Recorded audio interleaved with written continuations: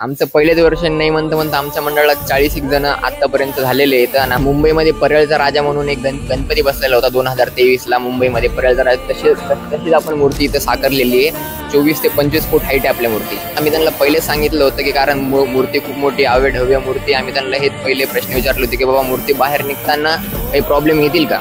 25 तारखेला येईन त्या 25 तारखेला शिवाजी महाराज पुतळ्यावर संध्याकाळी 6 वाजता आमचा आगमन सोहळा चालू होणार आहे. दंड्याचा पण कार्यक्रम ठेवलेला आहे. आमचा आगमन सोहळा 25 तारखेला पार पडणार आहे. येत्या 25 तारखेला सोमवारी पार पडणार आहे. संध्याकाळी 6 वाजता शिवाजी महाराज पुतळा आहे. संभाजीनगरचं जबरे हनुमान म्हणून चांगलं नामांकित पथक आहे. जबरा हनुमान पथक येणार आहे आणि मूर्तीला 2-3 वेळेस सलामी देणार. आपण तिथं सेटअप लावलेला आहे तिथंच शिवाजी महाराज पुतळ्यावरती. सगळ्यात मोठा सोहळा बघण्यासाठी सगळ्यांनी यावे. जैसे पहले का महाराजा था 2023 का, हमको वैसे सेम डायमंड वर्क कराने का था.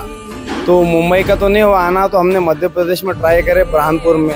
येत्या सोमवारी तारीख 25 लक्षात ठेवा, कारण की त्या दिवशी त्यांचा विशेष आगमन सोहळा पार पडणार आहे. छत्रपती शिवाजी महाराज पुतळा येते आणि हा अविस्मरणीय क्षण आपल्या कॅमेऱ्यामध्ये नव्हे, मोबाईलमध्ये नव्हे, तर डोळ्यानं कैद करण्यासाठी तिथं नक्की आपण उपस्थिती दर्शवाल.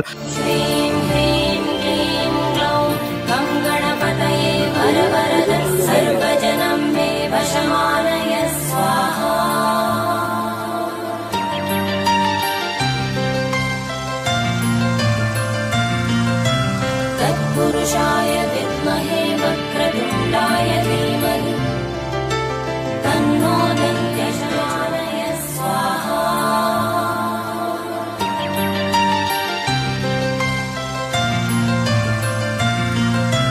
तत्पुरुषाय विद्महे वक्रतुण्डाय धीमहि तन्नो.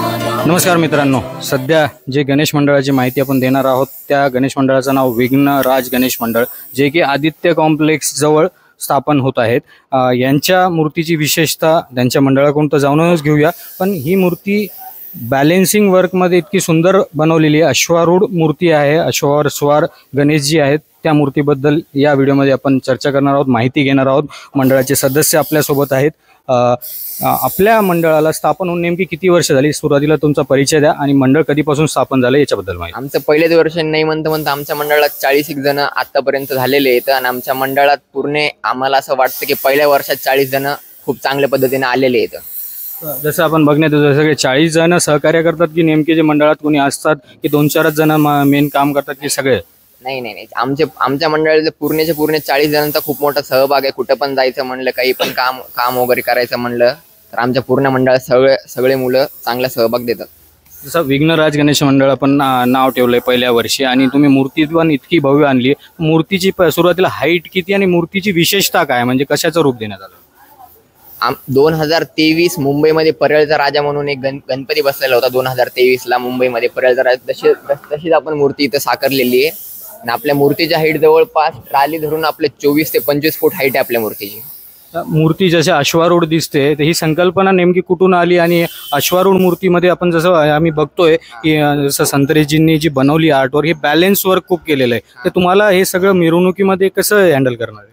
मिरवणुकीमध्ये इथून आम्ही त्यांना पहिले सांगितलं होतं की कारण मूर्ती खूप मोठी भव्य मूर्ती. आम्ही त्यांना हेच पहिले प्रश्न विचारले होते की बाबा मूर्ती बाहेर निघताना काही प्रॉब्लेम येतील का.